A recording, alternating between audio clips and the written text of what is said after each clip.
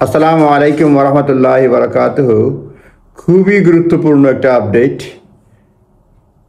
Spouse ভিসায় income threshold কত হবে সেটা মাইগ্রেশন অ্যাডভাইজারি কমিটি সুপারিশ করেছে, তাদের অপিনিয়ন দিয়েছে, মতামত দিয়েছে এবং সেটা দিয়েছে আজকে, যে 10 জুন 2025।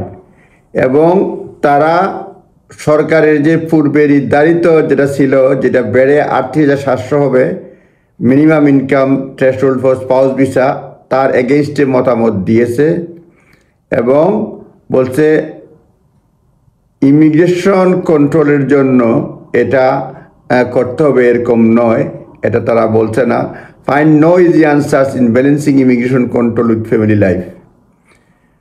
মাইগ্রেশন অ্যাডভাইজারি কমিটি আমরা জানি ব্রিটেনের হোম অফিস কর্তৃক অ্যাপয়েন্টেড একটা কমিটি। তারা সময়ে সময়ে ইমিগ্রেশনের বিভিন্ন বিষয়ে মতামত দিয়ে থাকে। ঠিক তেমনিভাবে মাইগ্রেশন অ্যাডভাইজারি কমিটি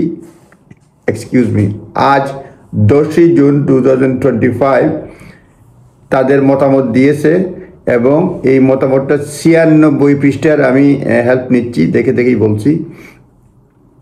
এরা বলছে the review recommends against the increase of minimum income requirement spouse visa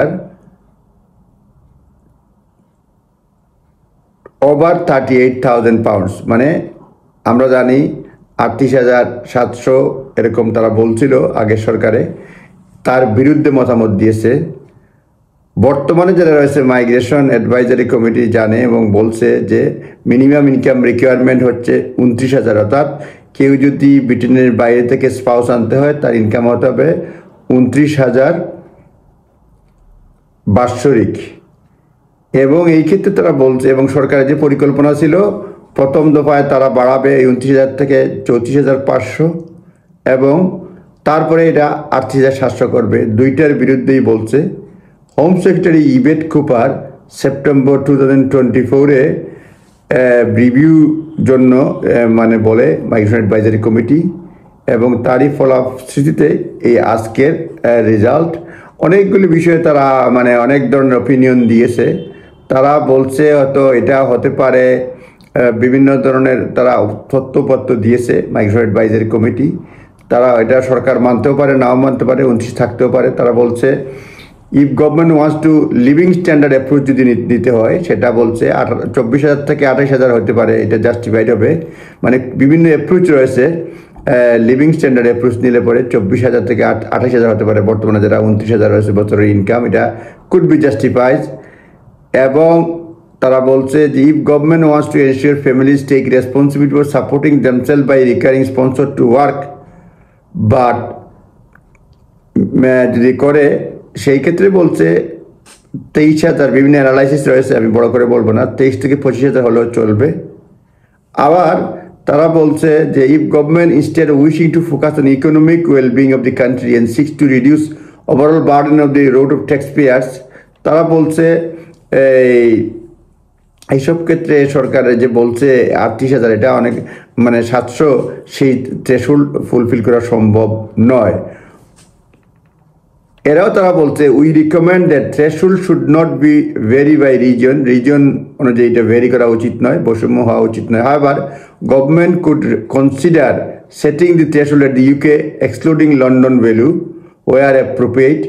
this would make easier to meet the London but would be fairer to the resident of the rest of the UK. তারা বলছে যে এই যে income থ্রেশহোল্ডটা, এটা লন্ডনের জন্য একটা করা উচিত আর সারা দেশের জন্য একটা করা উচিত, তাহলে ইজিয়ার হবে, কারণ লন্ডনে লাইফ এক্সপেন্সিভ, এটা বলছে।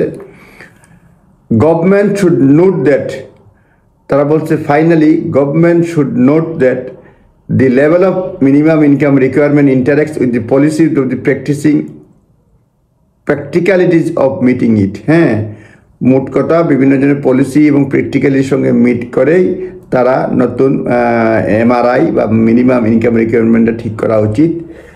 আর সুতরাং আমরা যেটা বুঝলাম, তারা বলছে 23,000 থেকে 28,000 পর্যন্ত বিভিন্ন ক্যাটাগরি তারা ভাগ ভাগ করে দিচ্ছে, কোন অ্যাপ্রোচ নিলে কোনটা হবে। 28,000 মোট কথা মানে হবে বছরের ইনকাম, 23 থেকে 24 কিংবা 28,000 পর্যন্ত বিভিন্ন তারা মানে পলিসি অপিনিয়ন বিভাগ মানে ভাগ ভাগ করে তারা বলে দিয়েছে। আরেকটা জিনিস তারা বলছে যে সেলফ এমপ্লয়েড হলেই যে ফাইন্যান্সিয়াল হতে হবে এরকম নাই, যে কোনো 12 মাস হলেও হতে পারে, এটাও তারা বলতে চাচ্ছে। আরও অনেকগুলো বিষয়ে অপিনিয়ন তারা দিয়েছে, আর অন্য ভিডিও বলার চেষ্টা করব। এই ভিডিও সারমর্ম হচ্ছে মানে ফ্যামিলি স্পাউস ভিসায় কেউ যদি স্পাউস ভিসায় যদি বিদেশ থেকে স্পাউস আনতে হয়, তার ইনকাম থ্রেশহোল্ড বর্তমানে যেটা আছে সেটার উপরে করার দরকার নাই, এটাও থাকতে পারে, কিংবা তারা মতামত দিয়েছে 28,000 পর্যন্ত। তবে বাড়ার এগেইনস্ট মতামত দিয়েছে, যেটা সরকার বলছিল, পূর্ববর্তী সরকার বলছিল যেটা 38,700 পর্যন্ত হতে পারে, এই বাড়ার বিপরীত তারা বলছে। এখন দেখা যাক কী হয়। আপনারা ভালো থাকবেন। আসসালামু আলাইকুম।